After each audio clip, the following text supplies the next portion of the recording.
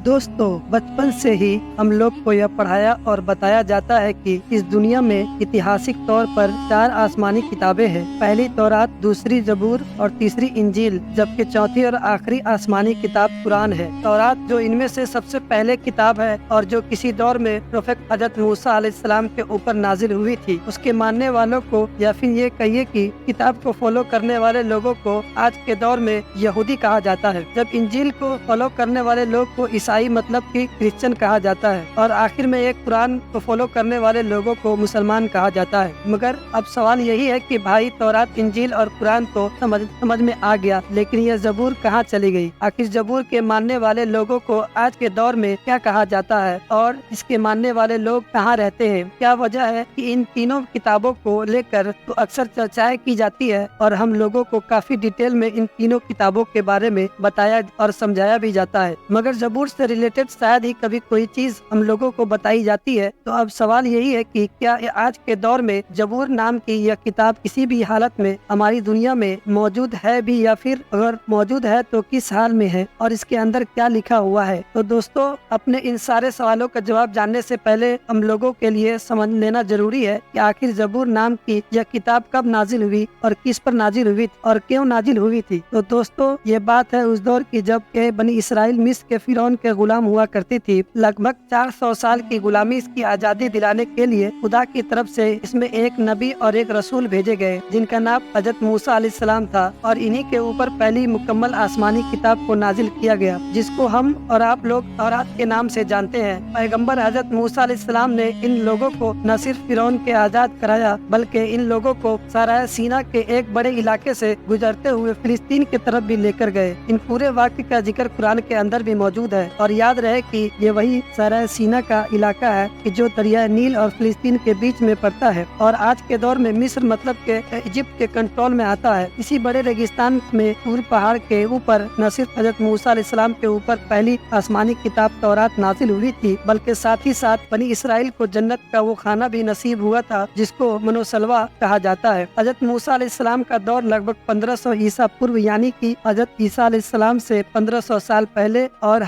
आज के हिसाब से लगभग 3500 साल पुराना बताया जाता है। प्रोफेट हजरत मूसा अलैहिस्सलाम के दौर में तो नहीं, मगर फिर उनके बाद हजरत यूसा बिन नूर की कमान में बनी इसराइल के लोग फिलिस्तीन को हासिल करने में कामयाब हो गए। उसके बाद कुछ और वक्त गुजरा, फिर यहाँ पर हजरत दाऊद अलैहिस्सलाम की हुकूमत कायम हो गई। इस तरह से वैसे बनी इसराइल जो बादशाह हुआ करता थे उनका नाम हजरत तालूत था, मगर हुआ ये कि उस दौर में जिन लोगों का फिलिस्तीन पर राज हुआ करता था वो कौम न सिर्फ बहुत ज्यादा जालिम थी बल्कि ताकतवर भी थी। दूसरी तरफ से ये जो बनी इसराइल थे यह न सिर्फ उनके मुकाबले में काफी कमजोर थी बल्कि माली तौर पर भी काफी गरीब। फाइनली एक बड़ी जंग में इन दोनों को आमना सामना हुआ और अपनी ताकत के नशे में चूर फिलिस्तीनी जालिम कौम की तरफ से ये ऐलान किया गया कि हमारे सिर्फ एक ही सिपाही जिसका नाम जालूत है को जो भी हरा देगा वो पूरी तरह ये जमीन ही तुम लोगों के हवाले कर दी जाएगी। न सिर्फ जमीन बल्कि वो ताबूत सकीना भी तुम लोगों को दे दिया जाएगा कि जो तुम्हारे लिए बहुत ज्यादा मुकद्दस मतलब पवित्र है, और जिसके अंदर हजरत मूसा अलैहिस्सलाम या फिर हजरत हारून अलैहिस्सलाम जैसी बड़ी हस्तियां के तबर्रुकात मौजूद है। हजरत तालूत जो अपने कौम के सरदार थे, उन्होंने अपनी कौम के सामने ये ऐलान किया कि तुम में से जो भी इंसान इस जालूत को हराएगा, मैं न सिर्फ उसको साथ साथ अपनी बेटी की शादी कर दूंगा मतलब निकाह करा दूंगा, बल्कि वही बनी इसराइल का अगला बादशाह भी होगा। हजरत दाऊद अलैहिस्सलाम के जो उस दौर में काफी कम उम्र हुआ करते थे और बकरियां चराया करते थे, वो फौरन आगे आए, और न सिर्फ आगे आए बल्कि उन्होंने एक वार के जरिए से ही इस नाम के एक बड़े से खतरनाक इंसान को हरा डाला। एक बार में यह जमीन पर जा गिरा। नतीजा ये हुआ कि फिलिस्तीन के लोग जंग हार गए और फिलिस्तीनियों को अपनी जमीन बनी इसराइल को देना पड़ी। वादे के मुताबिक हजरत लूत की तरफ से बनी इसराइल के अगले बादशाह भी हजरत दाऊद अलैहिस्सलाम बने, और हजरत दाऊद अलैहिस्सलाम ने इस इलाके पर अपनी न सिर्फ एक अजीमुशान बल्कि ताकतवर सल्तनत कायम। याद रहे दोस्तों कि हजरत दाऊद अलैहिस्सलाम के दौर में भी इन सभी लोगों को जो शरीयत थी वो हजरत मूसा अलैहिस्सलाम की ही शरीयत थी और ये तौरात को ही फॉलो किया करते थे। हजरत दाऊद अलैहिस्सलाम ने ही पहली बार बनी इसराइल के लिए एक ऐसी बिल्डिंग को तैयार करवाया कि जिसमें खास तौर पर इबादत वगैरह की जा सके, और इसी बिल्डिंग के अंदर ही उस ताबूत सकीना को भी रखा गया जो बहुत ज्यादा और पवित्र समझा जाता। दरअसल वही बिल्डिंग, वही इमारत या फिर यह कहिए कि वही इबादत गाह थी जिसको आज के दौर में हम सब लोग हैकल सुलेमानी के नाम से जानते हैं। हैकल सुलेमानी इस इमारत का नाम इसलिए पड़ा क्योंकि इसकी की बुनियाद भले ही हजरत दाऊद अलैहिस्सलाम ने ही रखी थी, मगर इसको कंप्लीट हजरत सुलेमान अलैहिस्सलाम ने करवाया था, जो हजरत दाऊद अलैहिस्सलाम के बेटे और इस सल्तनत के अगले बादशाह और अगले नबी भी थे, और उन्हीं के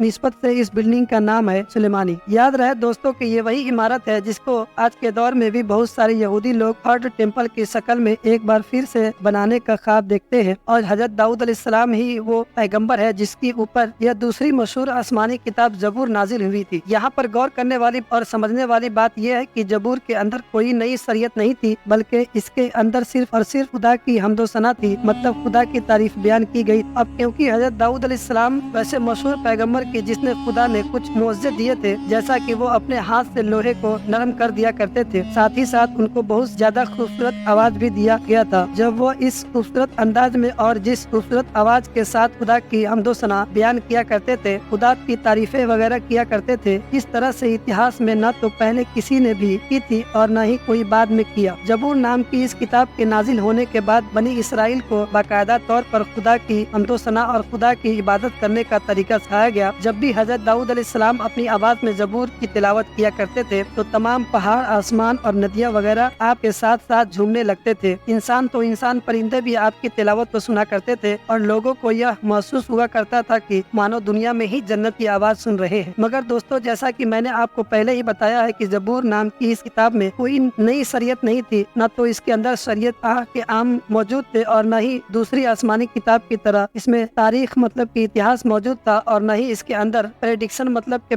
पेशन गोइयां मौजूद थी। इस किताब के जरिए से ही किसी नई शरीयत या फिर किसी नई सोसाइटी की बुनियाद नहीं रखी जा सकती थी, और यही वजह है कि हजरत दाऊद अलैहिस्सलाम या फिर हजरत सुलेमान अलैहिस्सलाम के दौर में भी तौरात को ही फॉलो किया जाता था, और हजरत मूसा अलैहिस्सलाम की शरीयत थी लंबे वक्त तक चलती रही थी। जबूर के अंदर न तो सिर्फ और सिर्फ खुदा की तारीफ मतलब कि खुदा की हम्दो सना मौजूद थी, हजरत दाऊद अलैहिस्सलाम के चले जाने के बाद वो खास और खूबसूरत आवाज तो नहीं रही, मगर जबूर का जो कलाम था वो यहूदियों के पास मौजूद रहा, और उसको वो खुदा की इबादत के लिए हैकल सुलेमानी में पहले भी पढ़ा करते थे और आज भी पढ़ते हैं। हाँ, वो बात अलग है कि लंबा वक्त गुजर जाने के बाद और पीढ़ी दर पीढ़ी गुजर जाने की वजह से वो कलाम आज अपनी हालत में मौजूद नहीं है, न तो वो कंप्लीट है और न जो मौजूद भी है उसमें भी जाहिर है काफी कुछ बदल चुका है। दोस्तों, आप लोगों में अक्सर बातचीत में ओल्ड टेस्टमेंट या न्यू टेस्टमेंट वगैरह का नाम काफी सुना होगा, तो मैं आप लोगों को बताता चलूं कि हजरत मूसा अलैहिस्सलाम के ऊपर नाजिल होने वाली किताब तौरात और उनसे पहले के उनके नबी और रसूल थे जिनके ऊपर खुदा की तरफ से तारीफें वगैरह किए गए थे, उन सबको मिलाकर और हजरत दाऊद अलैहिस्सलाम पर नाजिल होने वाली किताब जबूर को भी मिलाकर इन सबों को ही ओल्ड टेस्टमेंट का नाम दिया जाता है। इसी तरह से हजरत ईसा अलैहिस्सलाम के ऊपर